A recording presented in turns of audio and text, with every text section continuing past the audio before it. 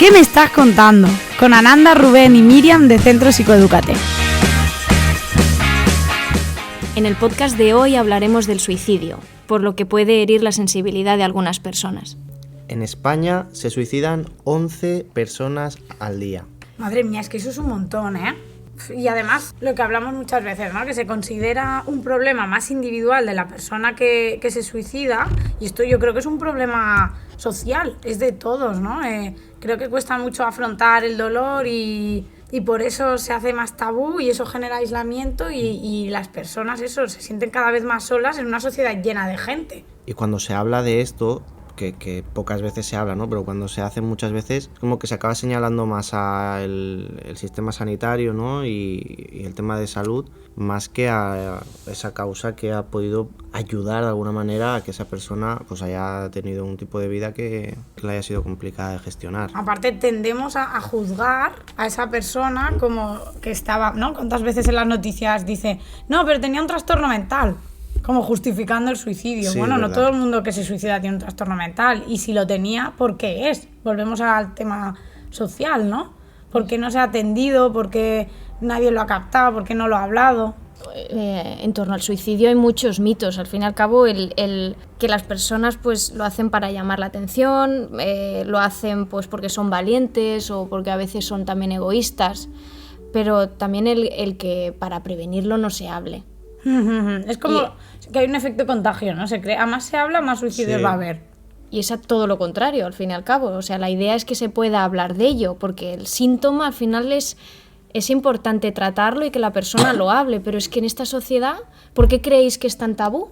Es que es lo que decías, o sea, ¿cómo puede ser que tratemos de poco valiente o débil a alguien que, ¿no? ¿Cómo puedes llegar a eso? O sea, tiene que haber una desesperación brutal.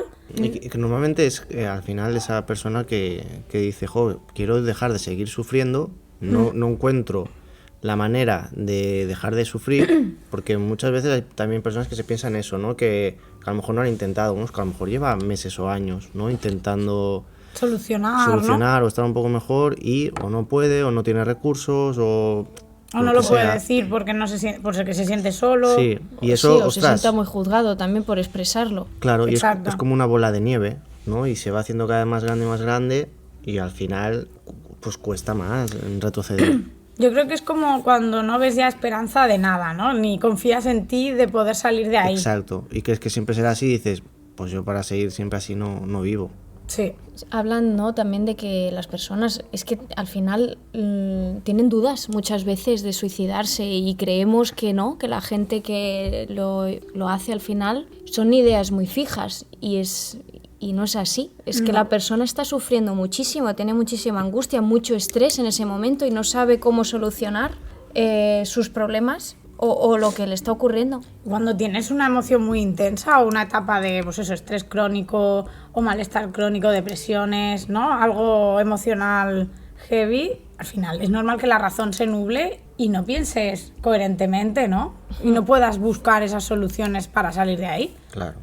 Por eso es importante también, ¿no?, que no culpar también por, ¿no? Nosotros cuando vienen pacientes en las informativas incluso es que lo intentamos naturalizar lo máximo posible porque eso nos va a dar información, que ya el hablarlo es muy sano, pero lo que pasa que en esta sociedad pues no es lógico pensarlo. No, Es como cuando decimos, ¿no? Con las emociones, cuando le damos cabida, dejan de ser reprimidas y se pueden trabajar. Entonces, cuando en el centro, por ejemplo, en el despacho, alguien insinúa o da rodeos de que se ha intentado suicidar o tal, intentamos abordarlo lo más claramente posible. De, hostia, pero lo has planificado, ¿no? Sí. ¿Cuándo fue? ¿Qué te parece si hacemos algún protocolo, ¿no? Por si tienes ganas. Y hablarlo así de forma clara. exacto, porque además no sabemos que si está en terapia es porque de alguna manera pues quiere, bueno, intentar hacer algo con lo que está pasando, ¿no? Sí. Yo creo que también es importante todo el tema de la prevención, porque no me viene a la cabeza que, por ejemplo, en la tele, es que creo que no sé si he llegado a ver algún anuncio o algo de suicidio, pero de estos de la DGT, ¿no? de tráfico, ahí hacen unos anuncios súper impactantes y para prevenir y tal, pero ostras, para el tema del suicidio, no. Ya. No. Es por esto, ¿no?, que al final como duele, ¿no? Sí. Creemos que no hablarlo, Claro. pues así no existe, es lo que hemos dicho de Total. los mitos, ¿no? Si para Pero- prevenir, pues no se puede hablar. Y fíjate que no aparece un teléfono de atención al suicidio hasta el 2021. Es decir, hasta hace nada. Ya. Y cuando se activó ese teléfono llamaron 63.000 personas en los primeros 6 meses. Si están saturados, ¿no? Decías antes. Sí, el teléfono de la esperanza, ¿no? Que también son recursos donde, bueno, se puede llamar, ¿no? Recursos para la prevención. Teléfonos de prevención al suicidio también, ¿no? Que si no en el podcast, ¿no? Lo escribimos para que podáis llamar si lo necesitáis. Pero sí hay algunos de los teléfonos, sobre todo el teléfono de la esperanza, comentan, ¿no? Que está muy saturado este teléfono. Sí, y hay también otro aspecto, y es que cada vez también son más jóvenes las personas. O sea, la tasa de suicidio en jóvenes también ha ido creciendo en la última década. Sí, últimamente en las noticias aparece mucho, ¿eh? Que un adolescente se ha suicidado pues, por bullying Sí. o por falta de recursos emocionales, falta de apoyo familiar, social. Y es como que eso, obviamos las señales, supongo que por miedo, ¿no? Negamos que esa persona esté sufriendo tanto porque no sabemos qué hacer, ¿no? Es más fácil culpar a la persona que cuestionarnos a todos, ¿no? ¿Qué podemos hacer para prevenir? Sí, porque al final no es culpa de la familia o culpa de la persona, es que al final es de la sociedad, al final es comunitario al final, ¿no? Porque se estaban dando señales, o muchas veces, ¿no? Las familias, ¿no? Se quedan con que había señales que podía haber antes, ¿no? Se culpan mucho, pero puede haber señales que muchas veces no veamos. Puede Y- no haberlas, y puede, no y haberlas. puede haberlas y que sean, pues que no pienses en eso. Claro, Porque puede ser una tortura para la familia también pensar, ¿no? Había señales, claro. ¿no? Son Sí, sí. preguntas que muchas veces cuando ocurre un suicidio se lo hacemos a Claro. las familias. Aparte- ¿Notabas algo antes o no? Y ahí les debe generar una culpa, ¿no? Y una tristeza el pensar que a lo mejor si hubiesen estado más atentos Sí. lo hubiesen podido Sí. prevenir. El que no hicieron suficiente también, Claro. ¿no? La familia se queda con ese... Pero muchas veces no se puede haber hecho otra cosa. No. O la persona, pues eso, y la familia hizo lo mejor que podía, Sí. a pesar, pues eso, pues de sus circunstancias, de su historia.